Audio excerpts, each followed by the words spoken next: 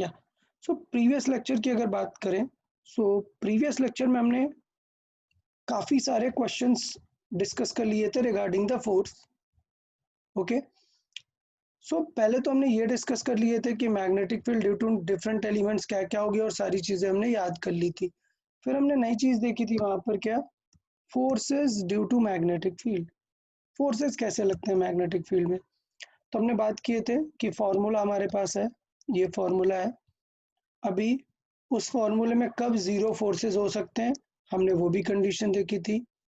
फिर हमने direction of forces भी देखे थे, और डायरेक्शन ऑफ फोर्सेस में मैंने बताया था कि I prefer using the palm rule for solving, but do not forget that we calculate Fleming's left या hand. Using the Fleming's left hand rule. तो वो भी थोड़ा आपको याद होना चाहिए कि फ्लेमिंग्स लेफ्ट हैंड रूल से भी हम निकाल सकते हैं। Palm rule is not any authentic one कि ऐसा बुक पे नेम नहीं लिखा मिलेगा, but it is comfortable to use it. तो मैं फिर से बताता हूँ, पाम रूल फिर से एक बार डिस्कस कर लेते हैं, बेटर रहेगा। जैसे इस फिगर पे आप देख रहे हो, क्या, कि राइट हैंड का पाम आपको यूज करना है, और अगर आपने पाम को अप सरफेस किया, मतलब पाम का परपेंडिकुलर अपवर्ड है, so perpendicular of palm is upward, so you will see your thumb is pointing this direction and your fingers are pointing upward. So by that we adjust, in the direction of thumb should be current, and in the direction of fingers should be magnetic field, and Magnetic perpendicular to the palm will represent the force. field. Clear? So it is basically perpendicular to the plane, upward मतलब dot की तरह represent करेंगे। तो ये हमने previous lecture में study कर लिया था, क्या, force on a charge, on a moving charge, और स्पेशल पॉइंट्स जो कब force on a moving charge zero भी हो सकता है, वो चीजें हमने डिस्कस की थी। किसी को इस फॉर्मूले में डाउट, फोर्स में, forces due to magnetic field में force on a moving charge में कोई डाउट? क्लियर है? ओके, तो आज स्टार्ट करेंगे हम नेक्स्ट पार्ट, और नेक्स्ट जो टेस्ट है उसमें ये कवर्ड रहेगा, बिल्कुल आएगा इसमें से। Force on a moving charge हो गया, नेक्स्ट आएगा force on a conductor. Basically लिखा होता है not all conductor, current should be there. Okay, so force on a current carrying conductor, अगर करंट नहीं है तो उस पर कोई फोर्स नहीं लगेगा। Okay, force on a current carrying conductor, ये हमें डिस्कस करना है। अच्छा, पहले पैटर्न बना लेते हैं कि कैसे फोर्स लगता है। लेट्स से पहले हमारे पास मैग्नेटिक फील्ड होना चाहिए, so let's say magnetic field कहाँ है, लेफ्ट टू राइट है, ये मैग्नेटिक फील्ड है। डन, और इस पे एक वायर रखा हुआ है, लेट्स से ये वायर रखा हुआ है, और इस वायर पे क्या जा रही है, करंट फ्लो हो रही है। सो इस वायर पे क्या फ्लो हो रही है, करंट फ्लो हो रही है इस डायरेक्शन में, लेट्स से ये करंट है।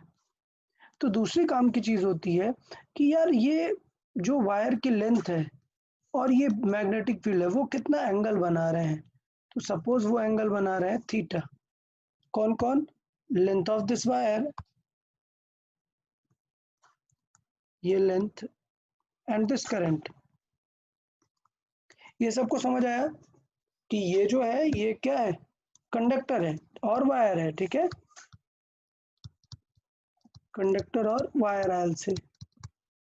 तो देखिए इसके फोर्स का फॉर्मूला क्या होता है, फोर्स का फॉर्मूला होता है जैसे क्यू वी बी था, Sin theta. ठीक है, तो यहाँ पे क्यू की जगह भी क्या लाना पड़ेगा हमें, आई। I. तो क्या करना पड़ेगा, टी का डिवाइड चाहिए यार। अच्छा, अगर टी का डिवाइड चाहिए तो टी का मल्टीप्लाई भी तो करना पड़ेगा ना। हाँ. अच्छा, क्यू बाई टी तो बन जाएगा आई, ये वी इंटू टी क्या बन जाएगा, Distance L. एल बन जाएगा। So I guess now it should be clear that the formula for this is going to be ILB sin theta. Done? Sir, L length of wire होगी ना? Yeah, L is length of wire. So L is, Sir, yeah, sir, please explain again. Y. What part you didn't understand? Sir, this formula. Okay, so see, the previous formula for charge was for charge it was F is equal to Q V B sin theta. Done. But as we can see, we need current here. In the wire, there must be some current. So for current, we need that Q by T is current. So for T, if we have divided it by T, we need to multiply with T also. So if we multiply with T, there will be two things. Q by T will become I, and this V into T will become a distance. And distance means length. Done? Huh. Okay. So that's how we concluded the formula. Sir, Yeah. but if there is an infinite wire, then it will experience infinite. No. अगर infinite wire है, it will length will be infinite, na? So infinite force will feel. Sir, so then it will bend. No, we'll see. Wait. अभी direction की बात नहीं की ना हमने. अभी क्या बात की है? सिर्फ फोर्स के अमाउंट की. अमाउंट सबको समझ में आया? Yes, sir. Okay. थीटा क्या है? Yeah. Where theta is Angle between current and magnetic field. angle between length and magnetic field. अच्छा, मैंने क्यों लेंथ वर्ड यूज नहीं, मैंने करंट वर्ड क्यों यूज नहीं किया?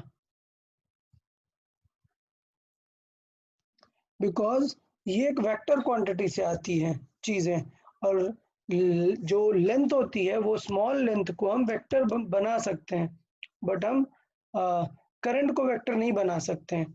तो बेसिकली हम क्या बोलते हैं, यहाँ पर लेंथ की जगह लिखते हैं करंट एलिमेंट.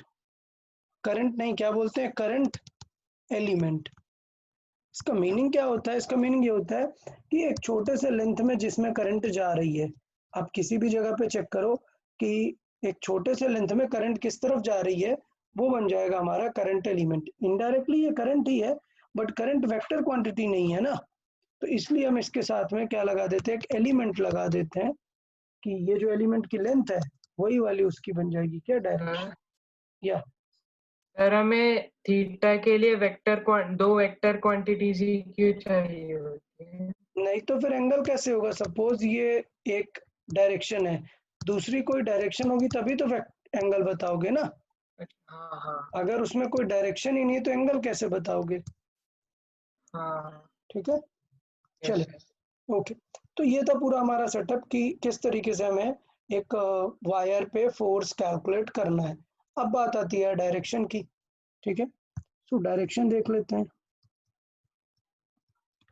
मैंने जो लास्ट टाइम बताया था, अभी क्या यूज करने के लिए हम फ्लेमिंग्स लेफ्ट हैंड रूल भी यूज कर सकते हैं, बट हम क्या यूज करेंगे, right hand palm rule. Right hand palm rule. कोई दिक्कत किसी को? समझ आया? फर्क क्या है? जो राइट हैंड पाम रूल में यूज करते थे हम थंब किस तरफ, करंट, करंट की तरफ, और fingers magnetic field. Fingers magnetic field की तरफ, and force perpendicular to the palm, perpendicular to the palm. तो मुझे लगता है अभी कोई टेंशन नहीं होनी चाहिए राइट हैंड रूल यूज करने में. अभी बताओ, चल इस क्वेश्चन में राइट हैंड रूल यूज करने का ट्राई करते हैं. ओके, नाउ मैग्नेटिक फील्ड किस तरफ है? ये वाले डायरेक्शन में. क्लियर? अच्छा, Yes. करंट किस तरफ है? ये वाले डायरेक्शन में. ठीक, क्या अभी दोनों 90 डिग्री हैं क्या? नहीं है. तो हमें ये याद रखना है पाम रूल में कि आंसर इन दोनों के परपेंडिकुलर ही आएगा हमेशा. समझ रहे हो? हमेशा इनके परपेंडिकुलर, तो इवन बी इस तरीके का है तब भी हम क्या यूज करेंगे, बी को इस तरफ ही मानेंगे कि यार बी इस तरफ है। सो तब अगर मैं इसके लॉन्ग करूं और बी इस तरफ करूं, मतलब फिंगर से इस तरफ, तो आंसर क्या आएगा, इनटू द प्लेन आएगा या out of the plane into आएगा, the plane. Into the plane. Clear. अगर मैग्नेटिक फील्ड इस तरफ होती तो आउट ऑफ द प्लेन आता। Out of. ठीक है, तो राइट हैंड पाम रूल से स्ट्रेट हम बोल सकते हैं, एक चीज हमेशा याद रखना है कि फोर्स जो होगा वो perpendicular to both I and B होगा। सो ये भी याद रखना है, perpendicular to both I and B. किसी को कोई डाउट, हमेशा दोनों के परपेंडिकुलर ही से देखना है, आई और बी के परपेंडिकुलर रहेगा। क्लियर। अच्छा, तो ये एक स्टेप था हमारा कि किस तरीके से हम डायरेक्शन यूज कर सकते हैं। दूसरा भी मैं लिख देता हूँ सेम पैटर्न, क्या यूज कर सकते हैं, Fleming's left hand rule, left hand rule, but वो जरूरत नहीं है। समझ आया, दोनों चीजें हम यहाँ पर काम में ला सकते हैं। अच्छा, अब बात करते हैं कि ये तो वायर है एक लेंथ की, एक लिमिटेड स्ट्रेट वायर है। क्लियर। अगर ये एक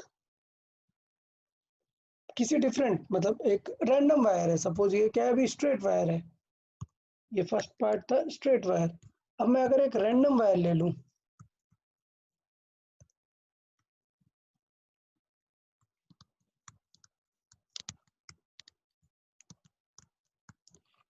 तो ये मैग्नेटिक फील्ड गिवन है और जो वायर है वो अब हमने इस तरीके की ले ली, एक रैंडम वायर ले ली। तो पता है क्या होगा, इसकी जो लेंथ है, लेट से लेंथ है कुछ एल, लेंथ मतलब समझ गए ये पाथ पूरा कितना है, सो लेट से इसकी लेंथ है एल, इसकी लेंथ है एल। तो क्या F is equal to I L B होगा, नहीं, साइन थीटा नहीं कर निकाल ही सकते, नहीं सकेंगे। साइन थीटा निकाल नहीं सकते हैं। समझ आया सबको, क्या कर सकते हैं, साइन थीटा नहीं निकाल सकते हैं, टफ है, तो ये नहीं होगा। तो उसके जगह पे हम लॉजिक यूज करते हैं क्या, डिस्प्लेसमेंट और इफेक्टिव लेंथ का लॉजिक। सो अगर करंट इस डायरेक्शन में है, मतलब इस पे हम करंट एज्यूम करेंगे ये डायरेक्शन में, and the logic of L effective is used. Suppose ये पॉइंट ए है एंड ये पॉइंट बी है, so the formula for force becomes I into L effective. पूरा इफेक्टिव लिखने की जरूरत नहीं होती, जस्ट ई डबल एफ भी काफी होता है, इंटू बी एल इफेक्टिव कैसे निकालते हैं?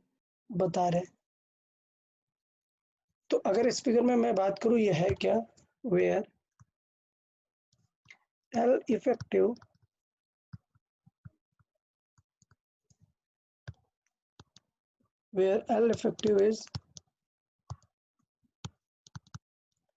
is is minimum distance length between start point and end point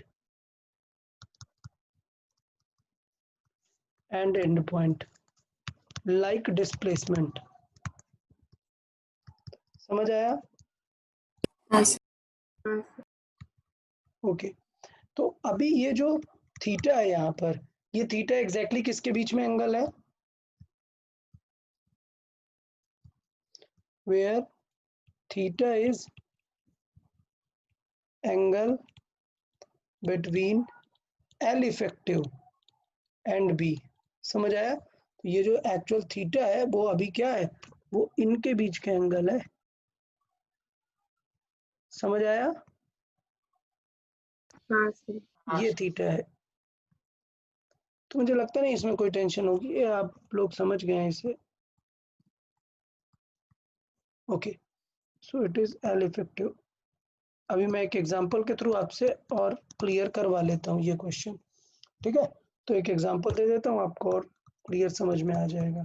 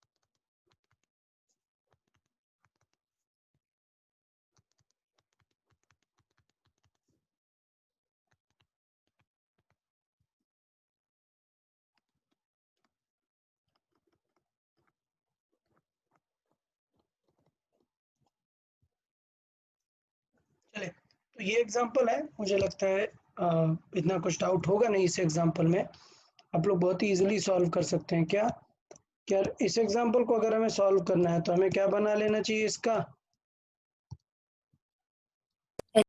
L effect L effective. बताओ एल इफेक्टिव कितना आएगा? Are are? आर क्या बोल रहे 2 हो? आर 2 आर होगा ना? हाँ डायमीटर है। तो ये कुछ इस टाइप का आर्क है हमारे पास, और इसका जो एल इफेक्टिव आने वाला है वो आएगा 2 आर। ये बनेगा एल इफेक्टिव। समझ आया? तो करंट किस तरफ जा रही है? इस डायरेक्शन में। ये हो गई करंट। और एल इफेक्टिव जो होगा वो इस केस में कितना हो गया? 2 आर। किसी को कोई डाउट एल इफेक्टिव में? जबकि यहाँ पर एल कितनी है? यहाँ पर एल कितना है? पाई आर है। बट पाई आर यूज नहीं करेंगे, क्या यूज करेंगे? एल इफेक्टिव यूज करेंगे। तो आई गेस डन। फोर्स हमारा आंसर आ गया। एफ की वैल्यू हो जाएगी, एफ की वैल्यू होगी I L effective B sine theta. Okay, चलिए बताएं। F is equal to I तो आई है, एल इफेक्टिव कितना है? 2 आर है, बी गिवन है बी, एंगल कितना है बताएं? सर बीच में आप जो लिख रहे थे वो दिख नहीं रहा था। ओके, अभी दिख रहा है मतलब एवरीथिंग? हाँ यानी अभी दिख रहा है लेकिन बीच में ठीक नहीं है, दिख ठीक है। तो अभी क्लियर है ना ये क्या लिखा हुआ है? अब आप मुझे बताओ एंगल कितना होगा यहाँ पर? 90 180 डिग्री 90 180 कैसे? ये क्या बता रहा है? मैग्नेटिक फील्ड किस तरफ है? into the into the plane. तो अगर magnetic field into the plane है यार, और ये जो चीज है ये स्ट्रेट है, कोई चीज इनटू द प्लेन है, ऐसे डेप्थ में है प्लेन के, तो इन दोनों के बीच एंगल कितना होगा? 90 होगा ना। ये 3D में बनाया हुआ है, ये इनटू द प्लेन की चीज है, तो ये भी है, ये आई है। ठीक है, अब पाम रूल यूज करो।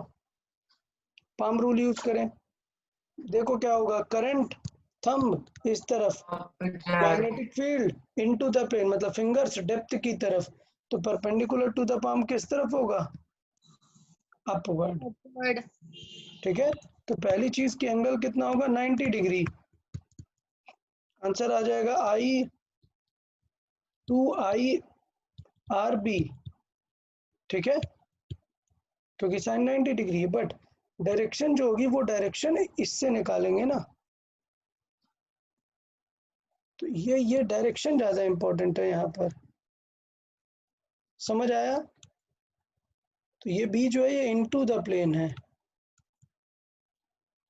और हम अगर राइट हैंड रूल यूज करें, right hand palm rule, thumb इस तरफ, fingers into the plane, perpendicular to the palm, upward, तो इसका मतलब इस वायर पे फोर्स कहाँ लगेगा? Upward direction. द प्लेन या अपवर्ड डायरेक्शन। अपवर्ड डायरेक्शन मतलब अबव द प्लेन क्या? नहीं। सर अच्छा, अब मैं on the थोड़ा plane चीजों को, हाँ, अब मैं चीजों को क्लियर करता हूँ। टेस्ट पेपर में बहुत सारे लोग को ये वाला डाउट था यार, तो इसको एक स्पेशल मैं पॉइंट बना के बताता हूँ। ये गलती नहीं होनी चाहिए, मैं वैसे बार बार इस चीज को बोलता हूँ, बट मैं चाहता हूँ कि यहाँ पर आप अच्छे से क्लियर करें। व्हेन, दो स्पेशल पॉइंट है। When east west north south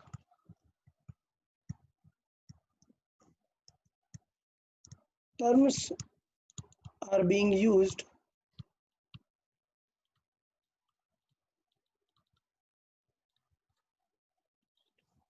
then अगर कभी ईस्ट वेस्ट क्वेश्चन में दिख जाए, ये कोई टर्म दिख जाए, देन अपवर्ड का मीनिंग क्या होता है? above the plane above yes, तो इसका मतलब ये समझे कि अपवर्ड का जो मीन होता है वो होता है above the plane, above the plane और आउट ऑफ द प्लेन, और आउट ऑफ द प्लेन। मतलब क्या है समझिए, इसका मतलब ये है कि अगर कभी ईस्ट वेस्ट नॉर्थ साउथ लिख दे और बोले अपवर्ड, तो अपवर्ड मतलब हो जाएगा above this plane, तो above this plane मतलब कौन सा डायरेक्शन, ये वाला z एक्सिस, कौन सा, पॉजिटिव z एक्सिस, और डाउनवर्ड मतलब into the plane, into the plane that is negative negative z z axis. ये चीज यार क्लियर होना चाहिए, अपवर्ड डाउनवर्ड का मीनिंग क्या है, कंफ्यूज बहुत होते हैं बच्चे की, सर ये तो आई भी यहाँ पर है, बी भी यहाँ पे है, और पूछ लिया अपवर्ड में क्या होगा, अपवर्ड मतलब ये नहीं होता, अपवर्ड मतलब अबव दिस प्लेन, ठीक है, अपवर्ड और डाउनवर्ड का मतलब होता है अबव दिस प्लेन। अगर मैं बोलूं when nothing is said about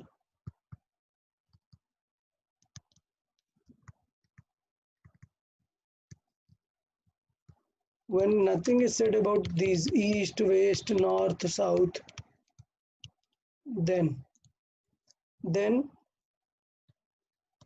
इसको बोलते हैं अपन राइट, इसको बोलते हैं लेफ्ट, और इसको बोलते हैं अपन अपवर्ड, और ये हो गया डाउनवर्ड। समझ आया? जब कुछ नहीं दिया होता है तो अपवर्ड का मतलब क्या है, ऊपर की तरफ, वाई एक्सिस। जब ये सब कुछ नहीं दिया हुआ है तो अपवर्ड का मतलब है Y axis.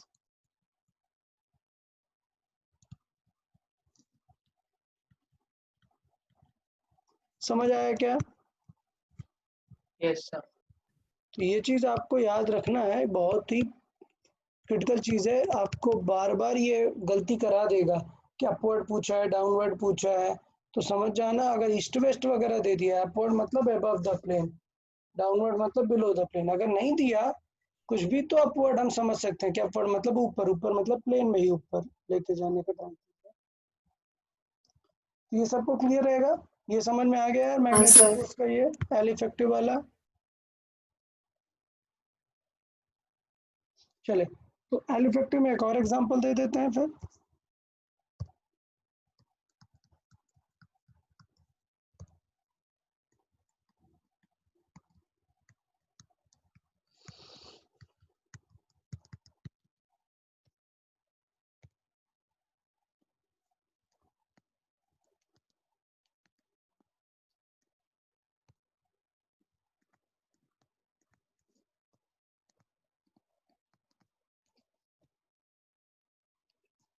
Find the force,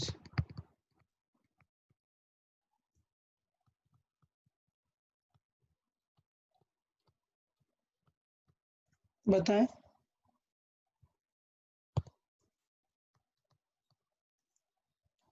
क्या हो जाएगा फोर्स इस बार? 0 0 आई इंटू एल के जगह 2 पाई आर इंटू बी, क्या ये लिख सकते हैं? नहीं नहीं सर, नहीं लिख क्योंकि सकते हैं, इफेक्टिव 0 आएगा, डिस्प्लेसमेंट 0 है जीरो तो। आएगा। सो ये चीज याद रखना है कि एल इफेक्टिव क्या होगा इस केस में, 0 होगा। सो याद रखना है कि फोर्स भी क्या आने वाला है, 0 आने वाला है, थोड़ा सा आपको याद रखना है, ये करेक्ट आंसर होगा। अच्छा, क्या फर्क पड़ेगा कि वो किस टाइप का लूप है? मतलब अगर मैं एक एग्जांपल और देता हूँ,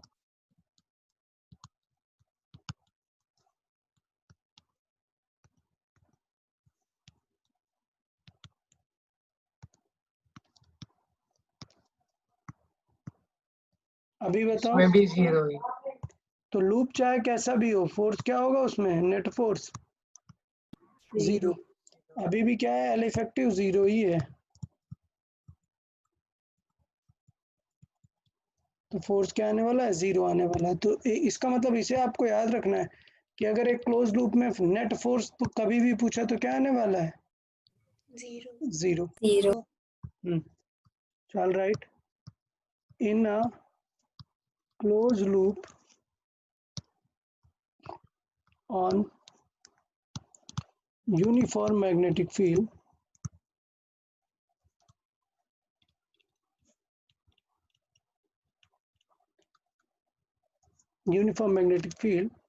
the force is 0। अच्छा देखो, मैं एक बार यूज कर रहा हूँ यूनिफॉर्म मैग्नेटिक फील्ड, बताओ क्या होगा अगर ये यूनिफॉर्म नहीं है, क्या होगा अगर ये यूनिफॉर्म नहीं है। तो अगर आपको यूनिफॉर्म नहीं चाहिए तो एक और स्पेशल एग्जांपल देख लेते हैं, समझेंगे आप लोग पक्का, क्योंकि ये काफी अच्छा एग्जांपल बन जाएगा आपके लिए कि यूनिफॉर्म नहीं है। मतलब एक एग्जांपल मैं बताता हूँ कब ऐसा होगा। एक वायर में I1 करंट जा रही है और ये लूप रखा हुआ है।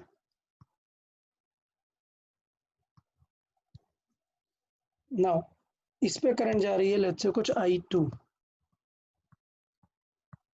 अब क्वेश्चन समझे, फोर्स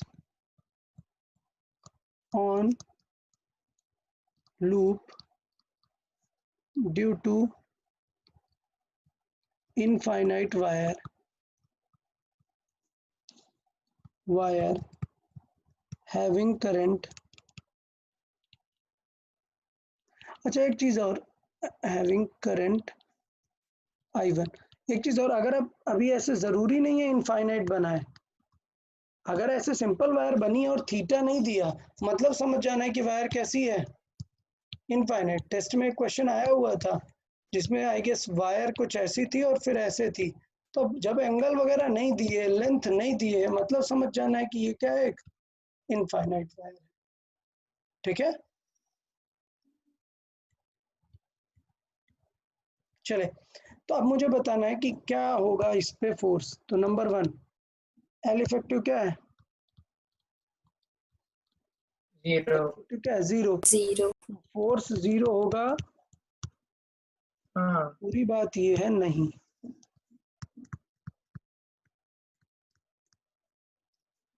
बिकॉज सर इनफाइनाइट होगा। नहीं, F is equal to ILB sine theta is valid, ये जो एल इफेक्टिव है ये एल ले लो, इज वैलिड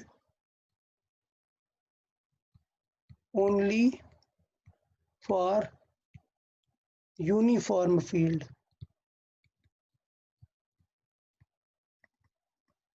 समझ आया कि ये जो हमने फॉर्मूला पढ़ा है ये वैलिड सिर्फ कब है, जब भी कांस्टेंट हो। समझ आया, सबको समझ आया कि बी जब कांस्टेंट होगा तभी होगा। अब बी कैसे पता चलेगा कि कांस्टेंट नहीं होगा, तो याद है ना इनफाइनाइट वायर की वजह से फोर्स क्या होता है। मान लेते हैं A B C D, analyse करते हैं, देखिएगा। चले एनालाइज करेंगे हम, थोड़ा सा वैल्यू नहीं निकालेंगे, हम सिर्फ एनालाइज कर रहे हैं कि ये एक वायर है, I1 करंट है और ये एक लूप है। ठीक है, इसमें I2 करंट है। अब बताना है कि मैग्नेटिक फील्ड नॉन यूनिफॉर्म क्यों है। क्यों, क्योंकि ये वाला पॉइंट क्लोजर है ना, हाँ R डिस्टेंस। और ये वाला पॉइंट दूर है। So as we know that B is mu naught I by 2 pi R। Clear, so B for AB is higher than B for CD। Clear, सबको समझ आया, because it is nearer, because it is nearer. समझ आया क्या, सबको समझ आया। मतलब B क्या है, for the loop B is not constant, so for whole loop B is not constant. कोई दिक्कत, अभी किसी को डाउट इसमें, नहीं सर। सबको समझ आया। अच्छा ये तो फिर किस वायर में फोर्स ज्यादा होगा, A to B में या C to D में। C to D, नहीं D सॉरी में A ज्यादा, to B में, A to A to B में भाई। सो द हाँ फोर्स R विल बी कम है। कम है, so the force is higher, because उसमें भी ज्यादा है ना, द फोर्स हाँ is sir. Higher on AB than CD। तो सर मुझे लगता है या सर B2C और A2D के बारे में क्या बोलेंगे? सेम आएगा क्या? सेम आएगा ना, क्योंकि जितना जितना उसको फील होने वाला है वो तो बिल्कुल सिमिलर है ना। लेकिन B2C तो डिस्टेंस अलग अलग है, तो फिर मेजर अलग अलग है, नहीं कैलकुलेट नहीं कर सकते, मैं बोल रहा हूँ कैलकुलेट करना आपके सिलेबस में नहीं है, बट ये बोल तो सकते हैं कि ये वाली वायर और ये वाली वायर इन दोनों दोनों सेम। सेम रहेगा ना। कैलकुलेट कैसे करना है ये मैं नहीं बताऊंगा, ये आप सीधा क्लास 12th में सीखेंगे कि कैलकुलेट कैसे करना है इसे। लेकिन अभी के लिए सिर्फ क्या कमेंट कर सकते हैं कि ये तो जो B2C है और D2A है, ये दोनों वायर बिल्कुल सिमिलर है ना, तो इनके लिए फोर्स क्या होगा, सेम होगा। So the force on B2C and A2D is same. क्यों? क्योंकि दोनों में सिमिलर फील्ड फील होने वाली है उनको। अच्छा, डायरेक्शन कहाँ होगी B2C में? डायरेक्शन देख के बताओ जल्दी। Due to this wire magnetic field किस तरफ होगी? इस तरफ। कैसी होगी? ड्यू टू दिस वायर इस तरफ मैग्नेटिक फील्ड कैसी होती है? Into the plane. Into the plane. सबको समझ आया ना? थंब रखो यार, क्लॉकवाइज रूल। बी फाइंड करना है तो क्या, राइट हैंड रूल, और फोर्स फाइंड करना है तो क्या, पाम रूल। समझ आया? तो हाँ राइट सर। हैंड रूल से थंब इस तरफ, तो फिंगर यहाँ पर कहाँ होंगी? इनटू द प्लेन जाएंगी ना, और यहाँ पर आउट ऑफ द प्लेन आएंगी। कितनी बार वो क्लॉकवाइज एंटी क्लॉकवाइज बताया है? तो मतलब यहाँ पर मैग्नेटिक फील्ड कैसी है? इनटू द प्लेन है। समझ आई? हाँ सर। अच्छा, अब बताओ जरा, अगर magnetic field into the plane है तो किस तरफ फोर्स लगेगा? B2C में बताओ किस तरफ फोर्स लगेगा? करंट किस तरफ है B2C में? B से C तक। B2C। B2C। अच्छा, ये हो गई करंट। अच्छा, D2A में करंट किस तरफ है? उल्टा D to A तक। D2A, क्योंकि रिवर्स रिटर्न आ रही होगी ना, तो ये होगी इस तरह। तो आप अब बताओ B2C में फोर्स किस तरफ लगेगा? Sir upward. अपवर्ड। समझ आया? थंब इस तरफ, फिंगर इनटू द प्लेन, तो परपेंडिकुलर पाम कहाँ दिखेगा? अपवर्ड। करंट इस तरफ, मतलब थंब इस तरफ, फिंगर इनटू द प्लेन, और ये परपेंडिकुलर। तो इसका मतलब क्या होगा कि इस पे जो फोर्स लगने वाला है वो लगेगा अपवर्ड, और इस पे करंट इस तरफ है, मतलब थंब इस तरफ, बट मैग्नेटिक फील्ड तो इनटू द प्लेन है इसमें भी, वर्ड। तो इस पे फोर्स क्या आएगा? थंब इस तरफ रखना है राइट हैंड का, फिंगर्स इनटू द प्लेन रखना है, मतलब फिंगर्स ऐसे इनटू द प्लेन, तो थंब अगर इस तरफ है तो परपेंडिकुलर पाम इस तरफ दिखेगा ना, डाउनवर्ड। ये हो जाएगा डाउनवर्ड। इसलिए क्या होंगे, दोनों फोर्स कैंसिल कर देते हैं एट द एंड, क्योंकि इक्वल है ना। तो सिर्फ इनका इफेक्ट देखना होता है, A to B और C to D, जो पास है उसका फोर्स ज्यादा होगा। डन? यस। ओके, मैं फिर से बोल रहा हूँ, मैं आज टेस्ट पेपर का सोल्यूशन अपलोड कर दूंगा, और आप लोगों को सबको अच्छे से एक एक क्वेश्चन सीखना है, बहुत ही अच्छे से एक एक क्वेश्चन ट्राई करना है। अच्छा, आज नहीं अपलोड करूंगा मैं कल करूंगा। ओके, आज नहीं, मैं कल करूंगा। कल आप लोग को एक बार अच्छे से रिवाइज करना है वो सारे क्वेश्चन जो टेस्ट पेपर में, because not everyone has got the good marks, only first 4-5 students has good marks, बाकी सबको बहुत कम है।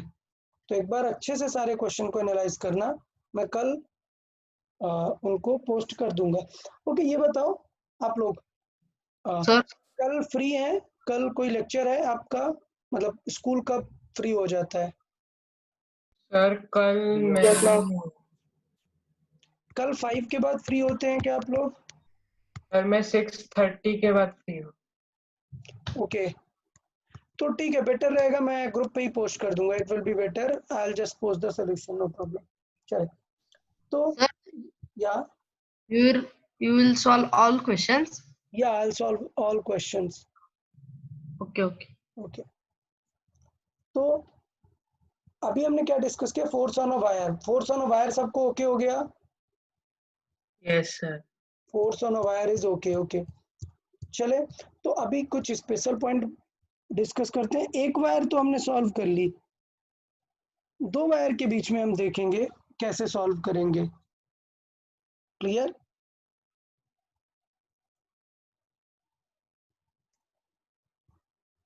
तो दो वायर के बीच में लिख लेते हैं।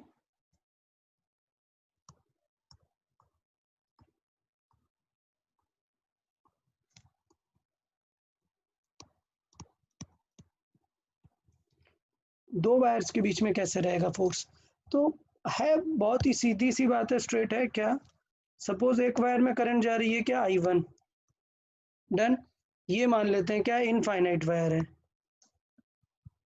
अच्छा, ये कोई दूसरी वायर है जिसकी लेंथ कितनी है, कुछ L लेंथ है। डन।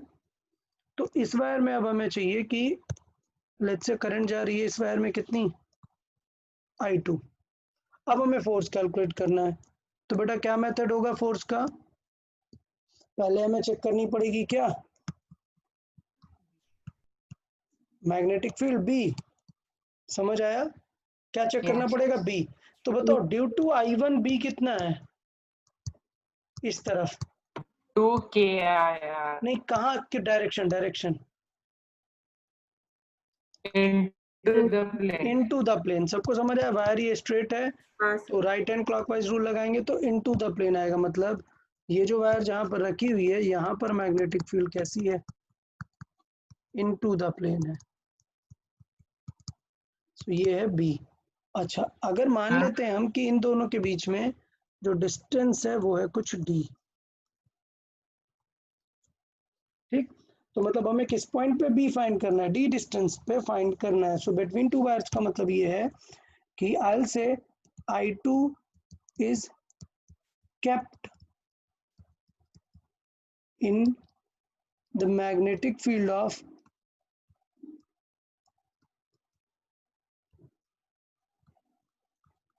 I1। सबको समझ आया? I2 is kept in a magnetic field of I1। तो I'll say B on 2 due to 1। B to 1 का मतलब समझे? इसका मतलब ये है magnetic field at 2 due to 1।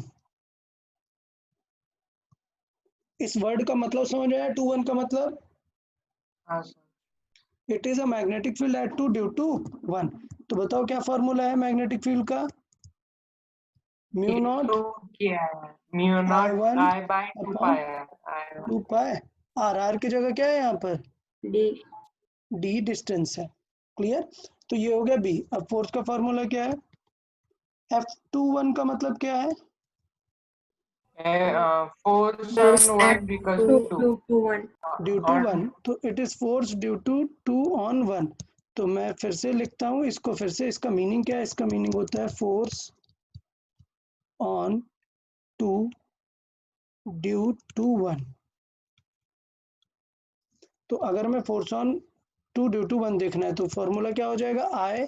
अब I किसका यूज करेंगे, जिसका I हमें फाइंड करना है, किसका I फाइंड करना है, 2 का। I इंटू L, L भी किसका, 2 का, इंटू B किसका, 2 पर बट ड्यू टू 1। डन।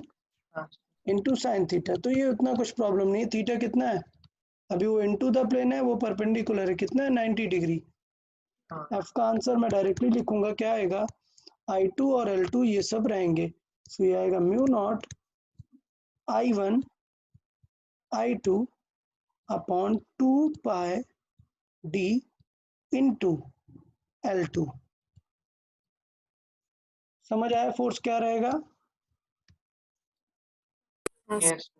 तो जस्ट फॉर्मूला है, ऐसा कुछ बहुत बड़ा याद करने की जरूरत नहीं है, सिर्फ आपको ILB करना है बस। B कहाँ से चाहिए, B हमें वायर वाला चाहिए। समझ आया? अब डायरेक्शन बताओ, चलो direction.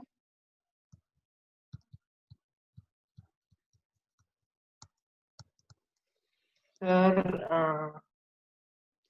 Thumb upward, fingers into the plane. तो पाम किस तरफ पॉइंट करेगा, पाम का परपेंडिकुलर इस यानी तरफ।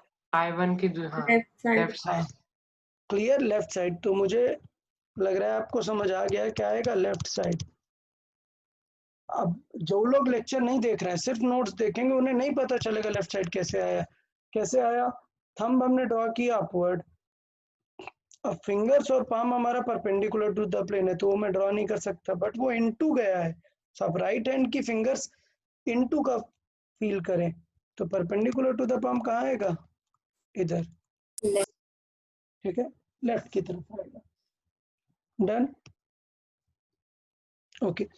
तो इसका मतलब ये है कि लेफ्ट की तरफ आ रहा है तो मैं ये बोल सकता हूँ ना कि यार ये वायर इसको क्या करने वाली है, अट्रैक्ट करने वाली है। हाँ क्लियर, तो ये बन जाता है हमारा स्पेशल पॉइंट। क्या,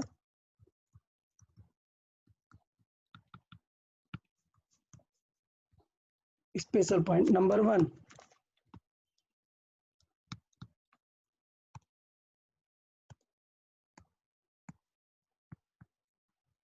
एंड नंबर 2। सर, या सर इसमें वायर 2 का भी तो कुछ करंट होगा तो उसकी भी मैग्नेटिक फील्ड होगी और वो थोड़ा बहुत तो अपोज करेगी ना फर्स्ट अपोज नहीं I1 की करेगी, मैग्नेटिक। I1 को अट्रैक्ट कर लेगी। चेक करो, due to wire 2 magnetic field कैसी होगी यहाँ पर, अब पक्का सबको समझ आया, due to wire 2 magnetic field कैसी होगी, ये this is the magnetic field of 1, okay, so this is at 2 due to 1। Clear, हाँ अगर यहाँ पर मैं ड्यू टू 2 देखूँ तो क्या होगी, अपवर्ड होगी।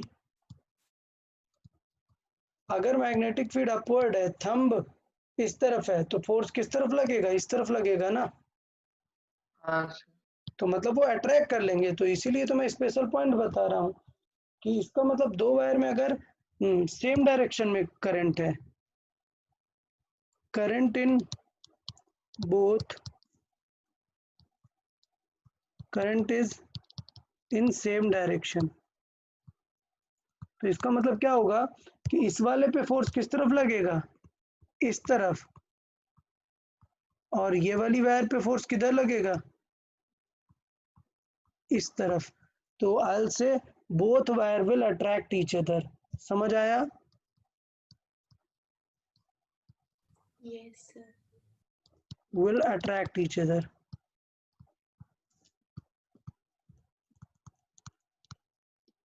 तो मुझे लगता है ये चीजें जो है क्लियर होंगी यहाँ पर, कि याद भी रखना है कि जब करंट सेम डायरेक्शन में है तो क्या करेंगे, दोनों एक दूसरे को अट्रैक्ट करेंगे, and when current is in opposite direction,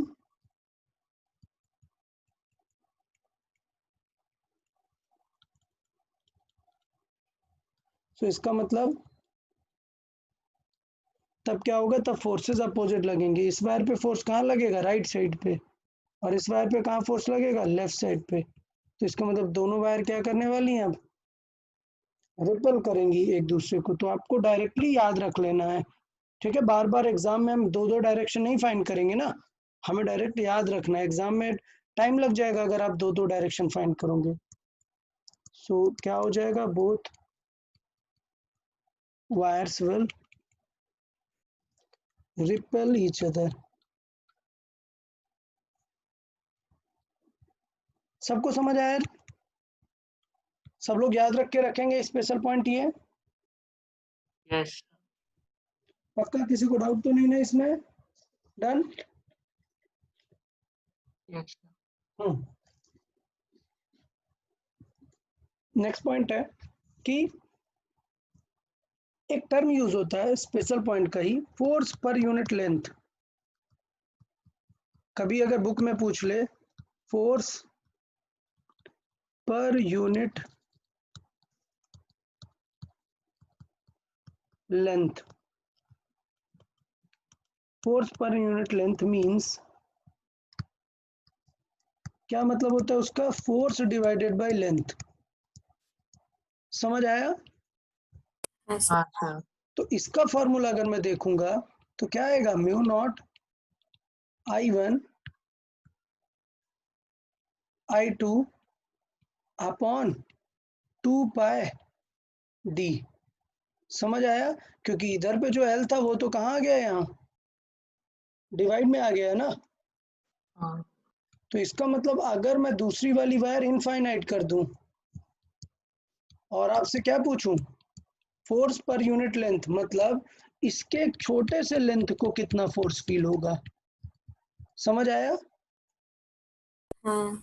अगर मैं इनफाइनाइट लेंथ ले लूंगा तो फोर्स कितना हो जाएगा, इनफाइनाइट हो जाएगा। तो ऑफ कोर्स इनफाइनाइट नहीं पूछना, हमें क्या पूछना है कि एक इसके छोटे से पीस को, एक लेंथ को कितना फोर्स मिलने वाला है। तो दोनों वायर इनफाइनाइट हो सकती हैं और फोर्स पर यूनिट लेंथ का फॉर्मूला क्या बन जाएगा, म्यू नॉट I1I2/2 डी। समझ आया? Yes sir. एल को हमने इधर डिवाइड पे कर दिया है। तो मुझे लगता है वायर के फोर्सेस से रिलेटेड सारी चीजें आपको समझ में आ गई होंगी। किसी को कोई डाउट जो मैंने अभी तक वायर के बारे में डिस्कस किया है? नहीं सर। Okay good. तो एग्जाम में ये आ रहा है, टेस्ट में आ रहा है, तो आप लोग को ये भी याद रखना है। और कल जब मैं ग्रुप पे डालूंगा वो, तो आपको उसको भी अच्छे से रिवाइज कर लेना है। ठीक है, सारे क्वेश्चंस जो टेस्ट में आए थे वो रिवाइज कर लेना है। नेक्स्ट या सर अगर हमने दो वायर ली सेम साइज की और करंट भी सेम फ्लो हो रहा है दोनों हाँ, डायरेक्शन, तो या फोर्स कैसा होगा? बिल्कुल कैलकुलेट कर लेंगे। अगर ये दोनों वायर है और अगर आपने इनफाइनाइट नहीं किया तो फिर प्रॉब्लम आ जाएगी ना। अगर इनफाइनाइट नहीं है, इसकी फिक्स लेंथ है, डन, हाँ तो फिर इसके वजह से मैग्नेटिक फील्ड निकालना टफ हो जाएगा ना। वो sin θ1 + sin θ2 निकालना पड़ेगा ना। हाँ हाँ तो समझा। इसलिए आपको लेंथ नहीं देगा, आपको कौन सी वायर देगा, इनफाइनाइट लॉन्ग वायर या फिर इनफाइनाइट। तो वो प्रॉब्लम खत्म हो जाती है, बी निकालने की, थीटा वगैरह भी फिक्स हो जाता है। हाँ डन। सर समझा। तो यहाँ तक हमने चीजें फोर्सेस की डिस्कस की। फोर्सेस के बाद अब एक जो नया पॉइंट है हमारा, वो नेक्स्ट आता है मोशन ऑफ चार्ज। क्या? मोशन ऑफ चार्ज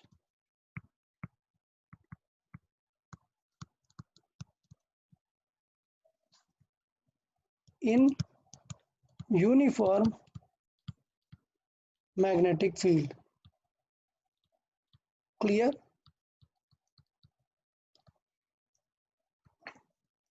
तो यूनिफॉर्म मैग्नेटिक फील्ड में चार्ज मूव कैसे करने वाला है, हमें वो थोड़ा सा देखना है।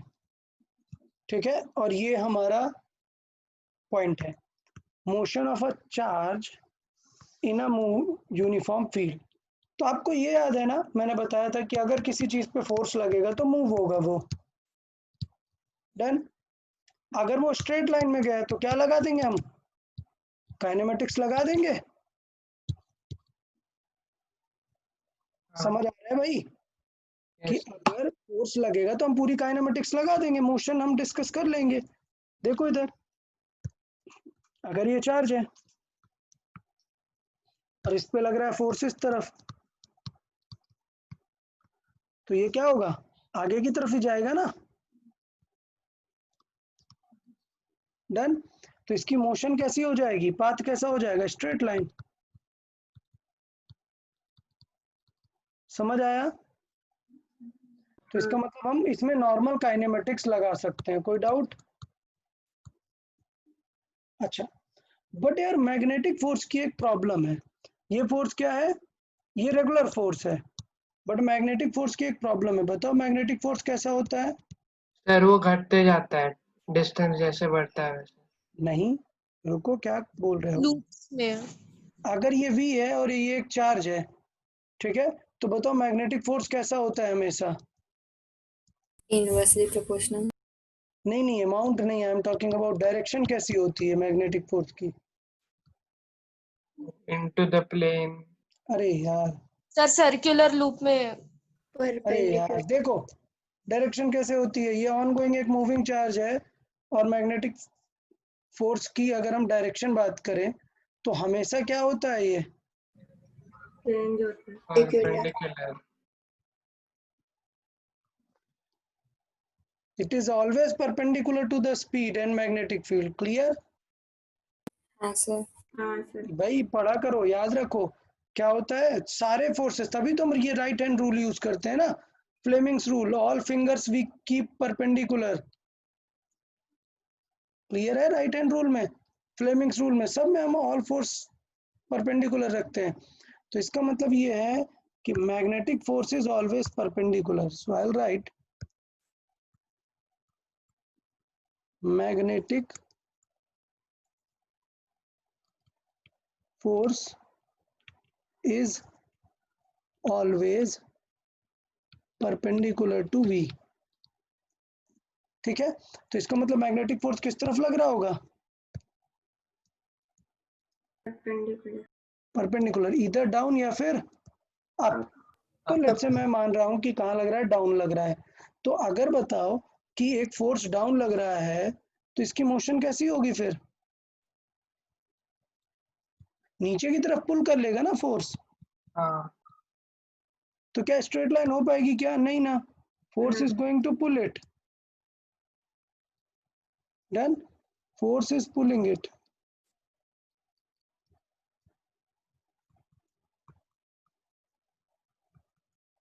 अच्छा, अब एक प्रॉब्लम देखना यार, अगर फोर्स ने पुल कर लिया तो अब ये पार्टिकल का डायरेक्शन कैसे दिखेगा? अब ये पार्टिकल का डायरेक्शन कुछ चेंज हो गया होगा। मान लो हम यहाँ पर देख रहे हैं, यहाँ पर है अभी पार्टिकल, तो अगर यहाँ पर आप डायरेक्शन देखोगे तो ऐसे टेंजेंट से दिखाते हैं ना हमेशा डायरेक्शन। हाँ। तो यार अगर ये टेंजेंट इस तरह है, अब फोर्स किस तरफ लगेगा? फोर्स ऐसे लगेगा क्या? नहीं। फोर्स ग्रेविटी जैसे थोड़े ना है कि हमेशा सीधा रहेगा, फोर्स कैसा रहेगा हमेशा? परपेंडिकुलर। परपेंडिकुलर। परपेंडिकुलर। तो आप फील करोगे कि देखो फोर्स एक पॉइंट की तरफ ऐसा डायरेक्ट हो रहा है, जब भी ये टर्न होगा तो फोर्स हमेशा पॉइंट की तरफ, मतलब कि ये मोशन कैसी होने वाली है थोड़ी देर बाद? सर्कुलर। सर्कुलर मोशन हो जाएगी। So this motion will result in a circular motion. So its motion or its path will be circular। बताओ समझ आया कि नहीं यार सबको? हाँ अच्छे सर। से एक्सप्लेन हुआ कि सर्कुलर पाथ हो जाने वाला है। अच्छा, तो बताओ क्या काइनेमेटिक्स में हमने सर्कुलर डिस्कस किया है क्या? अरे भाई इतना क्या सोच रहे हो, काइनेमेटिक्स में हमने सर्कल डिस्कस किया क्या? नहीं किया यार। अच्छा फिर से पूछता हूँ बेटा, काइनेमेटिक्स में हमने सर्कुलर डिस्कस किया क्या? नहीं। नहीं किया। तो इसका मतलब यहाँ पर हम सर्कुलर मोशन डिस्कस करेंगे, नई मोशन। ठीक है। अच्छा, स्ट्रेट लाइन तो सबको आता था, स्ट्रेट लाइन है नहीं, एकदम सर्कुलर है, तो हमें यहाँ पर चीजें डिस्कस करनी पड़ेंगी थोड़ी सी।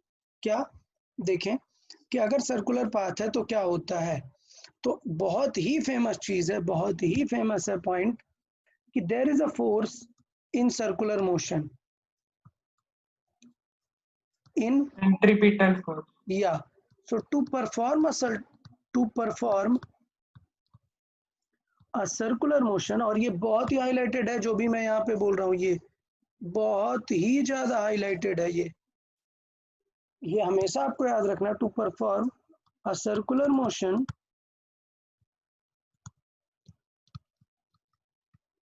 a force is required, a force always towards the center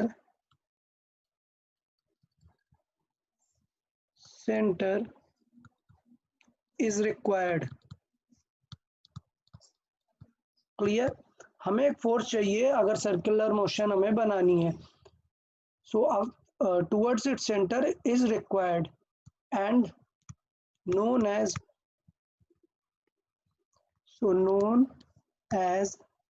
centripetal force।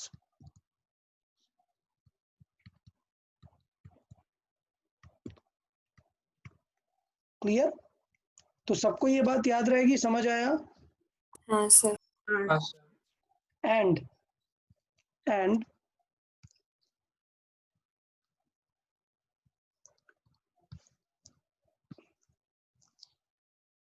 काफी इंपॉर्टेंट है, इसको न्यू पेज पे अच्छे से लिख लेते हैं। And formula for centripetal forces, F centripetal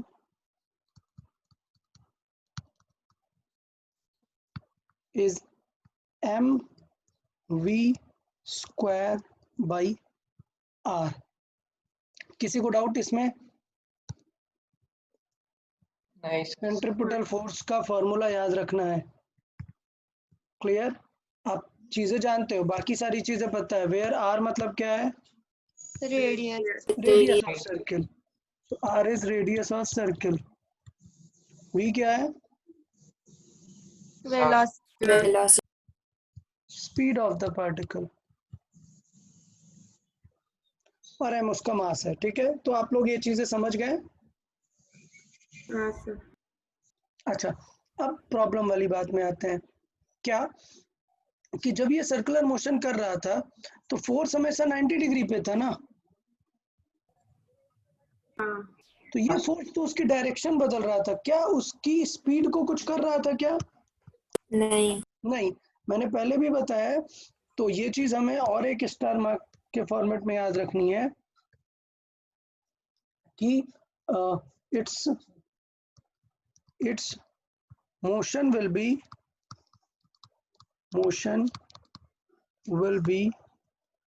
uniform circular motion, uniform circular motion. Why? Because its speed will remain constant. समझ आया सबको? स्पीड क्या हाँ रहेगी? सर। कांस्टेंट। अच्छा, अगर मैं एक साइड में यहाँ पे पूछूं, क्या वेलोसिटी कांस्टेंट रहेगी? नहीं। नहीं, डायरेक्शन चेंज हो। Very good. So velocity constant रहेगी क्या? नहीं। So the reason is now that velocity is not going to be constant because direction is changing.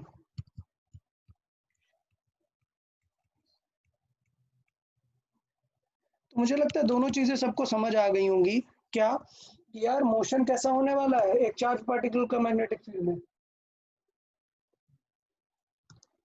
नहीं, मोशन कैसा होने वाला है अभी बताया ना? सर्कुलर। और सर्कुलर में स्पीड तो फिक्स रहती है, बट डायरेक्शन की वजह से वेलोसिटी चेंज होती है, वेरिएबल होता है। और एक चीज बताई, ये क्या है? Centripetal force. Force. To perform the circular motion, we need a force. Clear? That is centripetal force. तो अब बताओ, in motion in a magnetic field, centripetal force कौन देगा? Force acting, magnetic force. Magnetic force will provide us the centripetal force. तो इसका मतलब ये होगा, अभी सॉल्विंग कर लेते हैं। So inside magnetic field,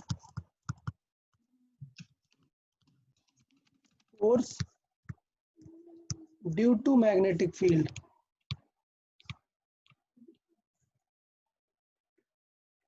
will provide the necessary or required centripetal force. Clear?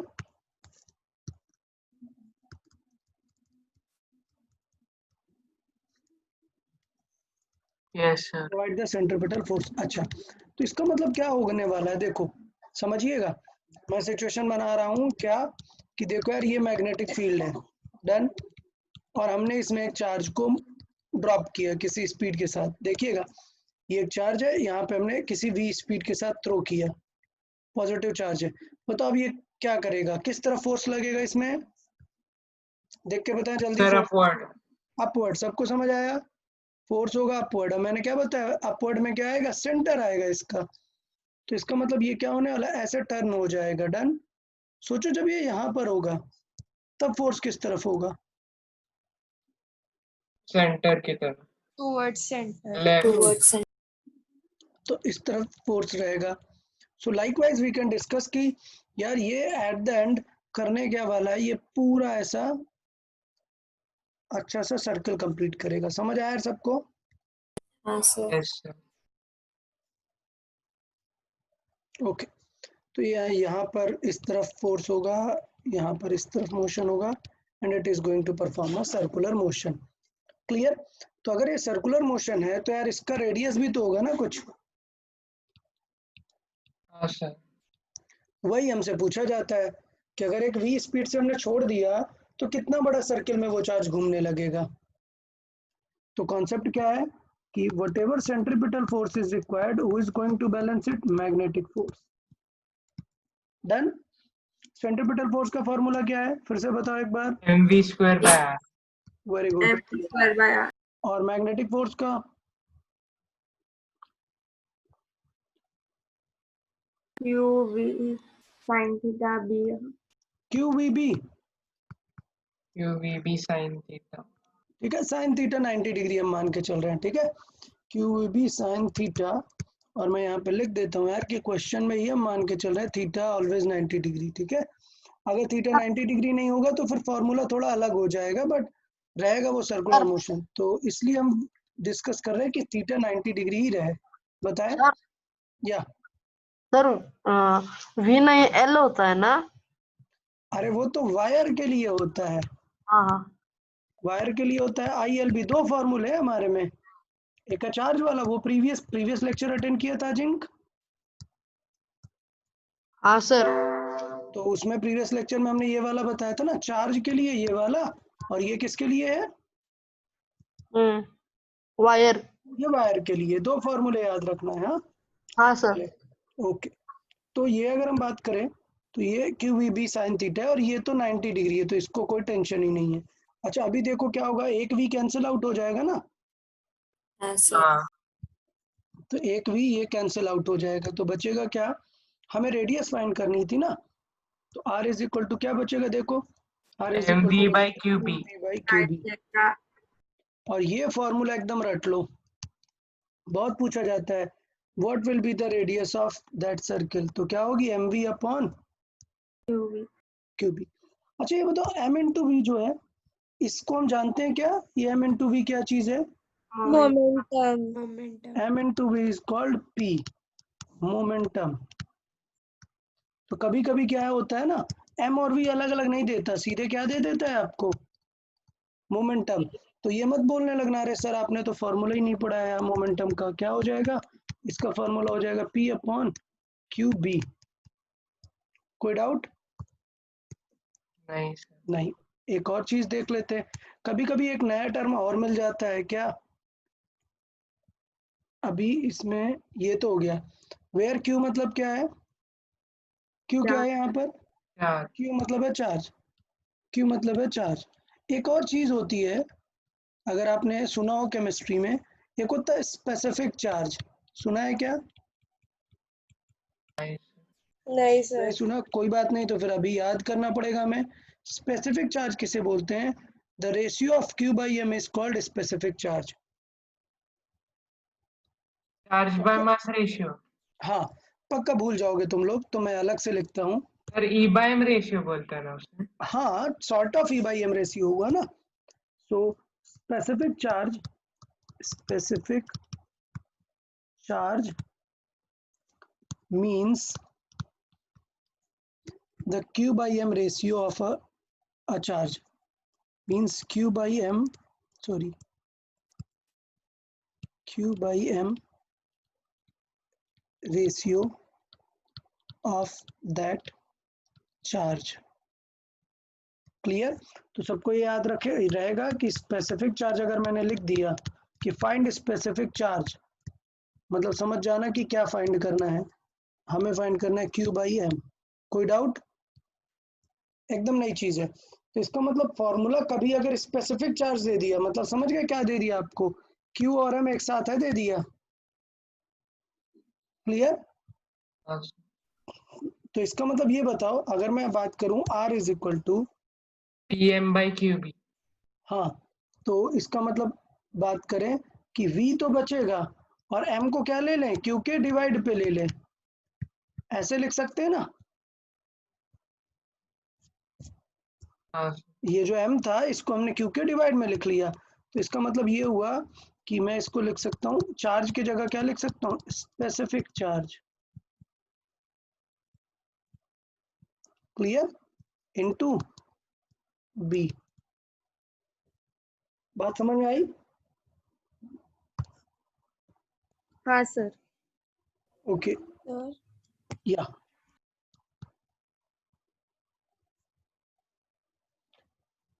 तो मुझे लगता है यार ये चीजें यहाँ तक क्लियर हो गई होंगी, स्पेसिफिक चार्ज का मीनिंग क्या है। Any doubt? No sir.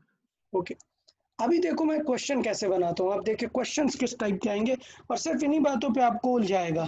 Question में सिर्फ इन्हीं बातों पे आपको तीन ये जो मैंने बातें बताई है ना, इन्हीं पे बस डिफरेंट डिफरेंट सिनेरियो में पूछेगा, मतलब टेस्ट में भी आएगा। ये डिफरेंट डिफरेंट सिनेरियो से पूछा जाएगा आपसे। सर वो कैसे? V by specific charge into B कैसा है? अरे ये हुआ ना, R is equal to mv upon QB है, ठीक है।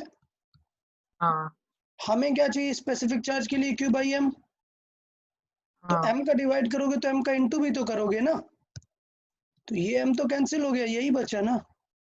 ओके। क्लियर? अच्छा यस।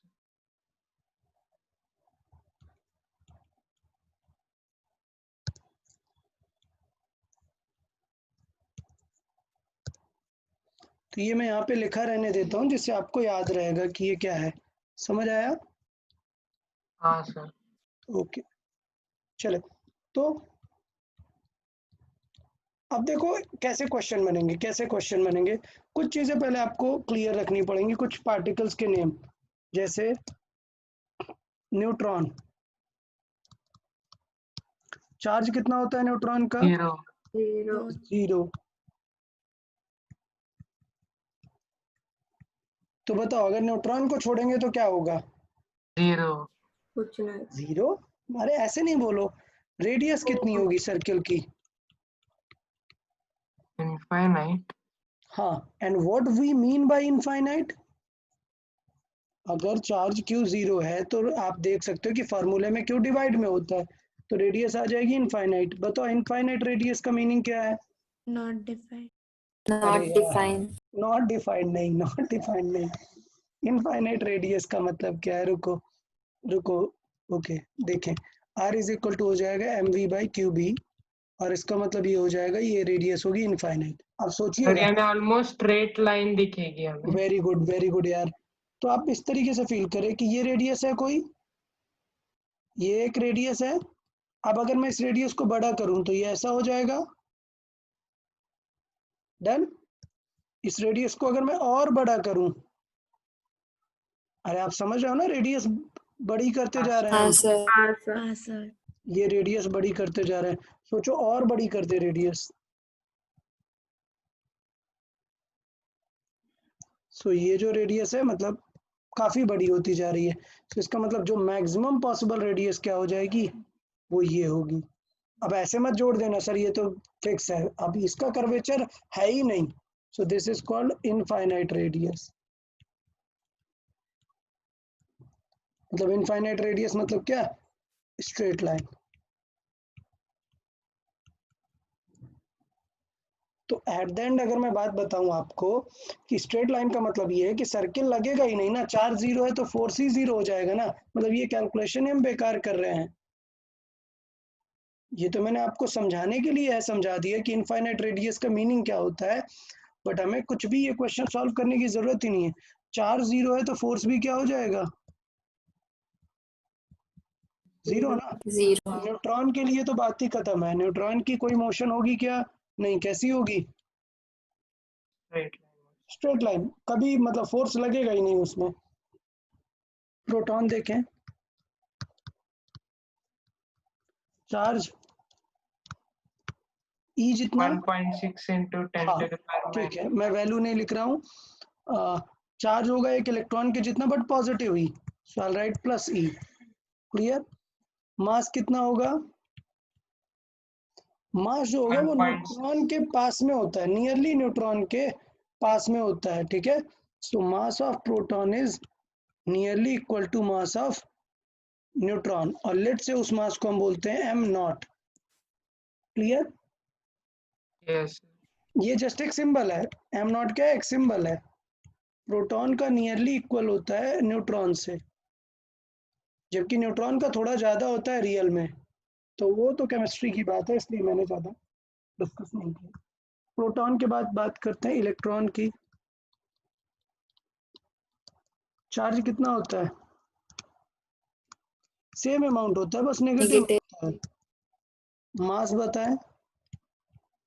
लेट्स से वाह मास ऑफ इलेक्ट्रॉन लिख रहे हैं Me, तो पता है इलेक्ट्रॉन का मास प्रोटॉन के मास से क्या होता है, ज्यादा होता है या कम? 1/1837 टाइम्स कम होता है।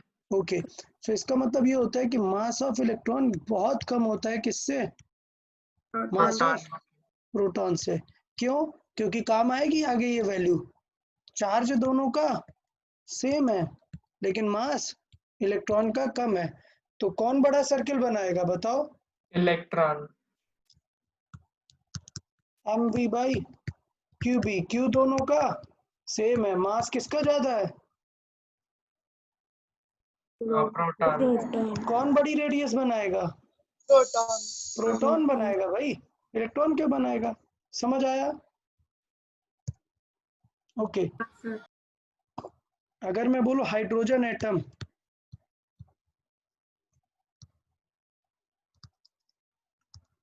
बताओ हाइड्रोजन एटम में क्या रहता है?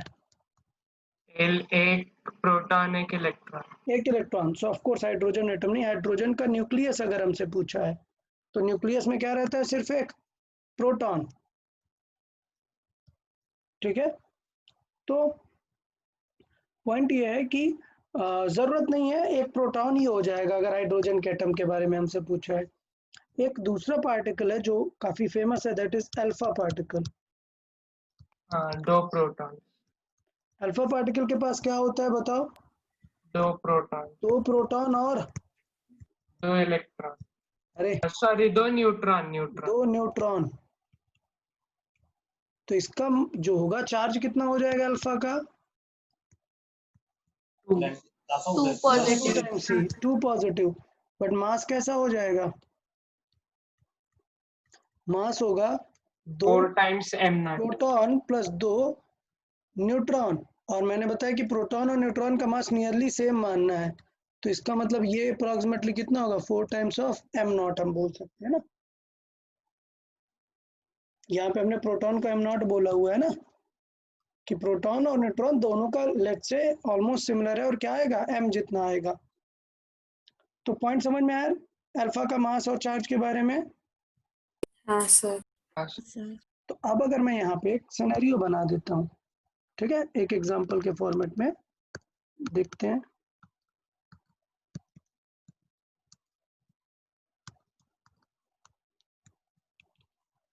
और हमने यहाँ पर 3 पार्टिकल्स को यहाँ पर रखा हुआ है, ठीक है, सबको स्पीड क्या दी है? v।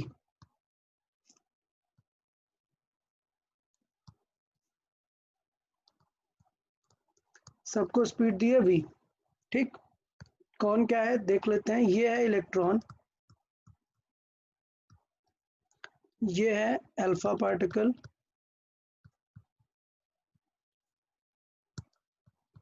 और ये है प्रोटॉन।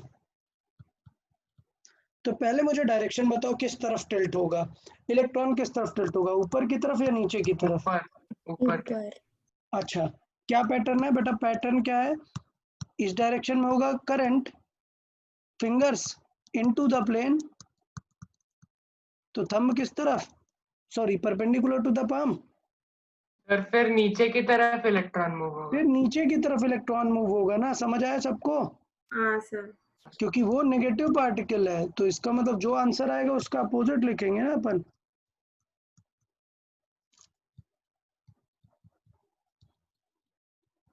समझ आया सबको? हाँ सर तो प्रोटॉन पे फोर्स लगेगा इधर, अल्फा भी पॉजिटिव होता है तो ये भी पॉजिटिव है, ये भी पॉजिटिव है, और ये नेगेटिव है। सो नेगेटिव पे डाउनवर्ड लगेगा और इन दोनों पे पॉजिटिव लगेगा। तो लेट्स से अल्फा किस तरफ जाने का ट्राई करने लगेगा? अगर इनको कुछ v0 स्पीड दे दे तो ये अल्फा ट्राई करेगा, सॉरी इलेक्ट्रॉन ट्राई करेगा इस तरफ घूमना। समझ आया? अच्छा, अब बताओ रेडियस कैसा होगा सबका? रेडियस किस पे डिपेंड कर रहा है? mv बाई मास क्यू हाँ बी पे, M V by Q B पे, सब पे डिपेंड करेगा, एम और क्यू सब पे। क्लियर? तो वी तो सबको सेम है, बी भी सबको सेम है, किस पे डिपेंड कर रहा है? एम बाई क्यू क्यू पे। तो वो चेक कर लेते हैं, वो चेक कर लेते हैं सबके लिए अलग अलग। क्लियर? तो सबसे एम किसका कम होता है? इलेक्ट्रॉन। इलेक्ट्रॉन का। तो इसका मतलब अगर एम बात करें तो इलेक्ट्रॉन का एम सबसे कम होता है। M is least for electron. तो इसका मतलब रेडियस लीस्ट किसके लिए आएगी? इलेक्ट्रॉन। इलेक्ट्रॉन के लिए। उसके लिए प्रोटॉन के लिए एम क्या है? एम। क्यू क्या है? क्यू। डन। प्रोटॉन के लिए। बट अल्फा के लिए एम कितना है? 4। 4 times. चार्ज 2। तो अल्फा का आर क्या आएगा? 2 times 2 times Times of of proton. proton. तो इलेक्ट्रॉन का सबसे कम होगा, फिर किसका ज्यादा होगा? प्रोटॉन। Proton. प्रोटॉन का। और ये फिर ज्यादा alpha होगा अल्फा। Alpha. अल्फा का। और अभी हमने मैथमेटिकली देखा तो अल्फा का कितना आ रहा है nearly? 2 times of Proton. Proton का। क्लियर? तो इस फॉर्मूले के थ्रू चीजें थोड़ी सी सीखेंगे हम, और ऐसे क्वेश्चंस हमें समझने होंगे। तो देखें, इसका मतलब अल्फा कहाँ जाने वाला है? अप, बट ज्यादा बड़ी रेडियस के साथ, मतलब कुछ ऐसे। समझ आया? Yes. अच्छा, बट एक चीज समझना, इलेक्ट्रॉन का है ये, तो प्रोटॉन को इलेक्ट्रॉन से पीछे मत कर देना, क्योंकि इलेक्ट्रॉन से तो ज्यादा ही होगा ना प्रोटॉन का। हाँ। तो मतलब प्रोटॉन का जो रहेगा थोड़ा इलेक्ट्रॉन से आगे ही रखना है आपको। डन? तो बात समझ में आए कि किस तरह के सर्किल। अब कुछ लोग सोच रहे हैं सर ये सर्किल तो है ही नहीं। तो भाई अभी मैग्नेटिक फील्ड खत्म है ना, अगर मैग्नेटिक फील्ड होती तो वो आगे जाके पूरा ऐसा ऐसा सर्किल कंप्लीट कर लेता। समझ आया? हाँ हाँ सर. तो कुछ लोगों को जिनको थोड़ा डाउट है, मैं उनको ऐसे डॉटेड करके बता देता हूँ कि अगर मैग्नेटिक फील्ड अवेलेबल होती तो वो फिर कंप्लीट सर्किल बना लेता। डन? क्लियर है सबको यार? समझ आया? Sir yes, sir. या सर अगर हम इलेक्ट्रॉन को अपोजिट डायरेक्शन से ये करें तो वो प्रोटॉन और इलेक्ट्रॉन कोलाइड होंगे? बिल्कुल वो नहीं होंगे, क्योंकि दोनों का रेडियस क्या है? सेम नहीं, अलग है। सेम नहीं है। ठीक है? हाँ सर। नहीं होंगे। डन? हाँ सर। चले, तो मुझे लगता है ये पाथ के बारे में काफ़ी चीज़ें आपको समझ में आ गई हैं। अब मैं थोड़ा सा और एक दो एग्जांपल देख लेता हूँ न्यूमेरिकल टाइप में। ये तो पूरा न्यूमेरिकल ही है, बट अलग अलग तरीके से मैंने एक्सप्लेन करने का ट्राई किया है कि कैसे फॉर्मूले को हमें यूज करना है इसको। डन? तो एक एग्जांपल देता हूँ, मैं ही सॉल्व करूंगा इसे, आप लोग को बस सीखना है कि एग्जैक्टली हम इस एग्जांपल में क्या करने वाले हैं। देखिए, सपोज मैं बात करता हूँ find the ratio of two particles having masses in the ratio 4:1 and same specific charge.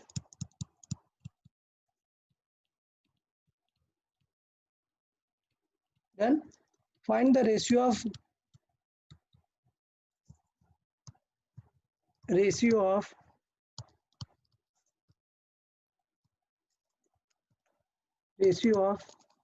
the radius of circle if dropped with same speed.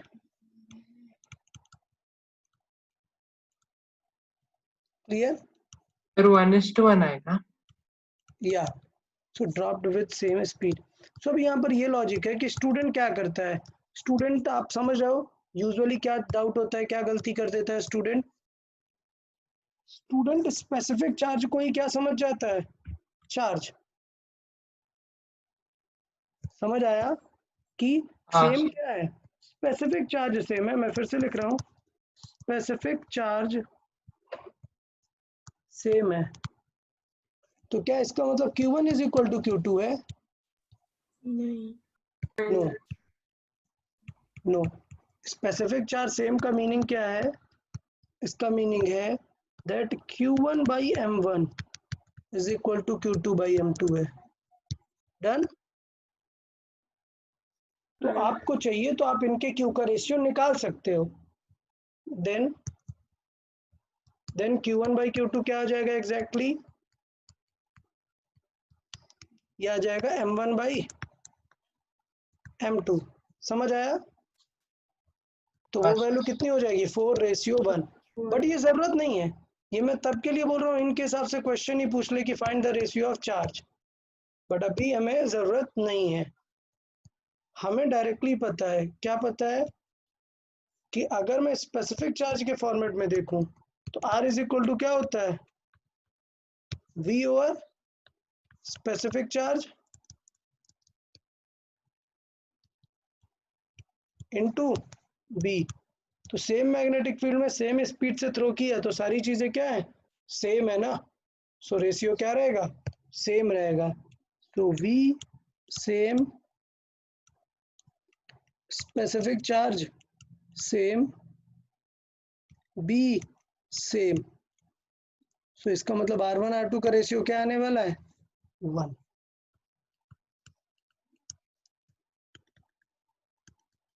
किसी को कोई डाउट? No sir. तो ऐसा क्विकली तुरंत क्यों नहीं मान लेना है, देखना है कि क्वेश्चन के अकॉर्डिंग क्या दिया हुआ है। ओके, चलिए तो एक और एग्जांपल देख लेता हूँ और आप लोग ट्राई करें इसे।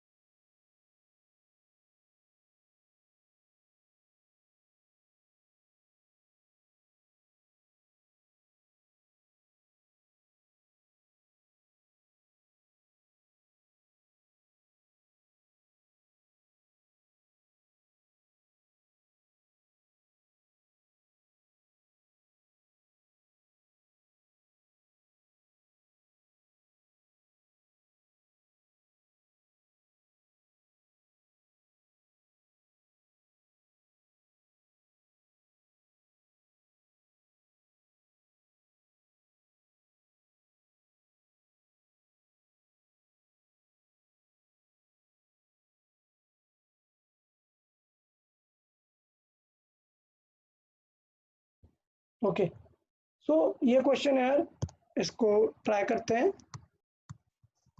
ठीक है, सो क्वेश्चन क्या है? एक अल्फा पार्टिकल और एक प्रोटॉन है, तो मतलब तुरंत आपको सबसे पहले उनका लिस्ट बना लेना है।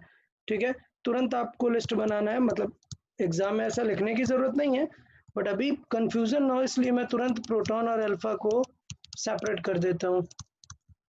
चले, तो प्रोटॉन के बारे में बात करें, प्रोटॉन का चार्ज क्या है? E। और अल्फा का चार्ज क्या है बताएं? 2E। 2E। ओके, सो ये हुआ। प्रोटॉन का मास क्या है? Let's say m0। तो अल्फा का मास कितना होगा? 4m0। 4m0। ये इतनी चीज आपको लिख के रख लेनी चाहिए, सबसे पहला काम है इतनी चीजें लिख लेना। अब क्या करना है? दोनों को सेम स्पीड से थ्रो करना है, तो रेडियस का रेशियो बताना है। पार्ट नंबर 1 क्या? v1 is equal to v2। Done. Then क्या रेशियो आएगा R1 R2 का? R इज इक्वल टू क्या फार्मूला होता है? MV by QB। डन। तो रेशियो मैंने आपको समझाया था, कई बार समझाया हुआ है, दैट R1 बाई R2 क्या बनेगा? M ऊपर है मतलब M का रेशियो क्या आएगा? M1 बाई M2 आएगा। V भी क्या है? ऊपर ही है मतलब रेशियो क्या आएगा? V1 by V2। और Q उल्टा है, अपॉन में R is proportional to M, Q2 by Q1. R is proportional to V, R is inversely proportional to Q, मतलब Q उल्टा आने वाला है। सो आएगा Q2 बाई Q1।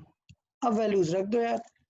M1 कितना है? कुछ M0 है, जबकि अल्फा का मास कितना है? 4m0। ये तो 1 1 है। Q2 कितना है? 2e है। और Q1 कितना है? e। तो बताओ रेशियो क्या आ गया? 1:2। तो R1 रेशियो R2 कितना आ गया? 1:2 आ गया। ठीक। लेकिन अगर मैं सेकंड पार्ट इसका सॉल्व करूं, सेकंड पार्ट क्वेश्चन में क्या है? Momentum is same. Momentum same है, मतलब इस बार आपको क्या गिवन है? P1 is equal to P2। Done. So P तो M1 V1 को बोलते हैं ना। हाँ इसका मतलब अगर मैं R का Ratio 1 फार्मूला by 2 लिखूंगा, होगा। या MV बाई QB लिखते हैं, ये याद है। तो इसका मतलब MV को क्या लिख सकते हैं? P भी लिख सकते हैं ना, P बाई QB। तो अगर मैं देखूंगा तो R प्रोपोर्शनल टू P है, बट Q के कैसे है? इनवर्स में है। तो मतलब Q का उल्टा रिलेशन आने वाला है। सो R1 बाई R2 अगर हम पूछेंगे तो क्या आएगा? P तो डायरेक्ट है, P1 by P2, but Q कैसा है? इनवर्स है, Q2 बाई Q1 आएगा ना। और अभी क्या मैंने जस्ट बताया कि यार P तो दोनों का सेम है 1, जबकि चार्ज इसका कितना है? 2e, और इसका चार्ज e। तो इसका मतलब रेशियो क्या आने वाला है?